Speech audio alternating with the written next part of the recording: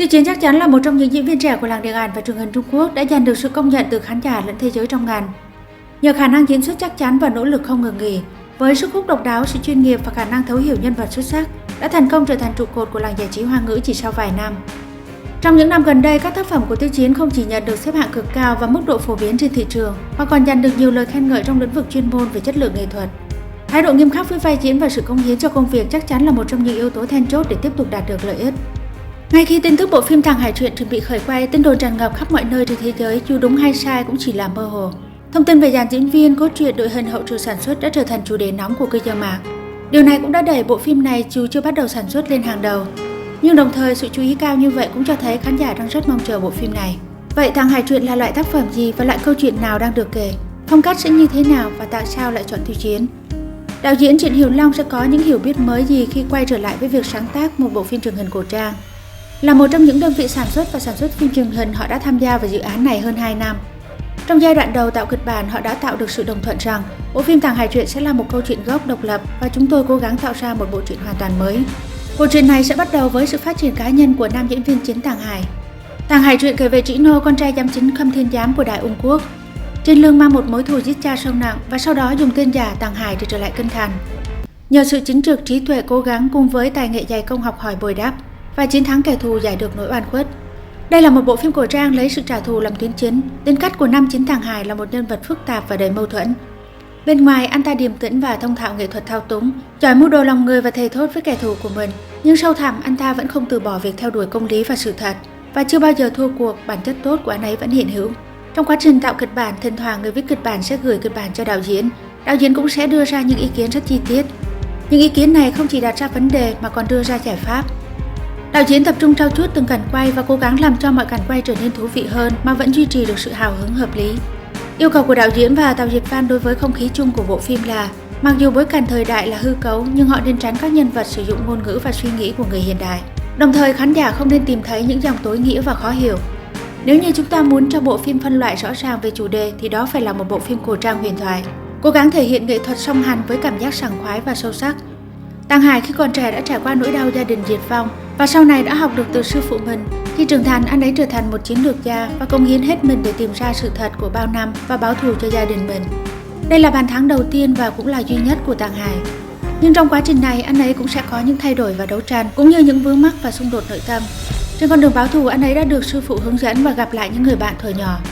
Tàng Hải cảm nhận được sự ấm áp và vẻ đẹp trong cuộc sống bên cạnh sự trả thù. Đồng thời cũng trải qua một số cảm xúc quý giá trong cuộc sống mà trước đây anh ấy chưa từng được trải qua. Và câu hỏi là liệu những điều này có làm cho tan đi sự thù hận trong lòng của anh ấy hay không? Khi mượn tay người khác để trả thù, và liệu Tàng Hải có cảm thấy có lỗi với những người bị lợi dụng hay không? Đánh giá từ mặt truyện tổng quát nêu trên, Tàng Hải Truyện không chỉ là một bộ phim truyền thuyết với nhân vật nam chính mà còn thể hiện thảo luận về bản chất phức tạp của con người. Tàng Hải Truyện cũng có những yêu cầu rất khắt khe về tạo hình nghệ thuật, đạo cụ và nghi thức. Tất cả các nhân viên đều gửi đề xuất và trải qua nhiều lớp sàng lọc trước khi gia nhập đoàn.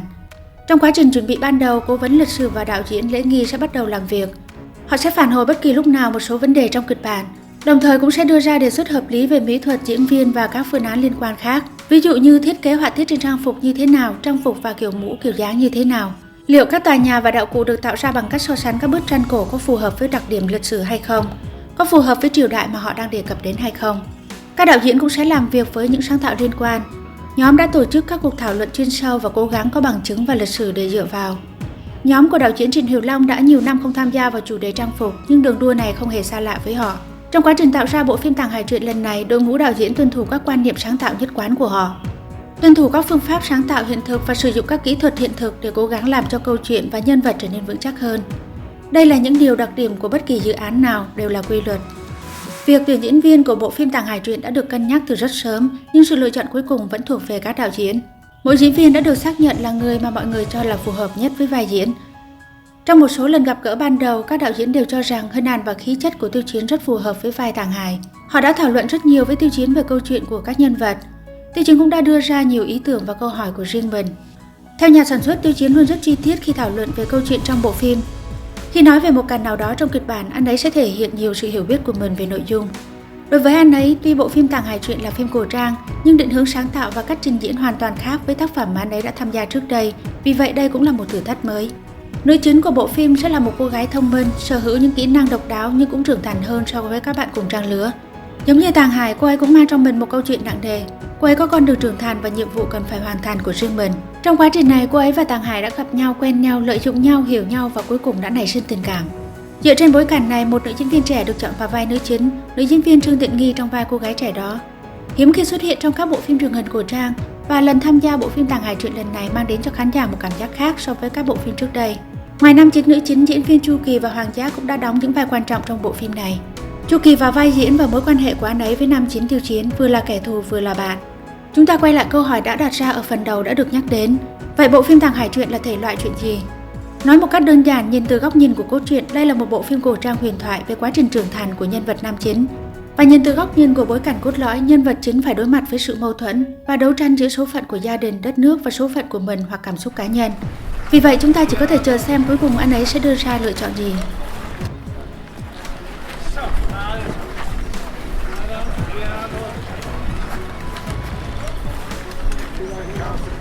Oh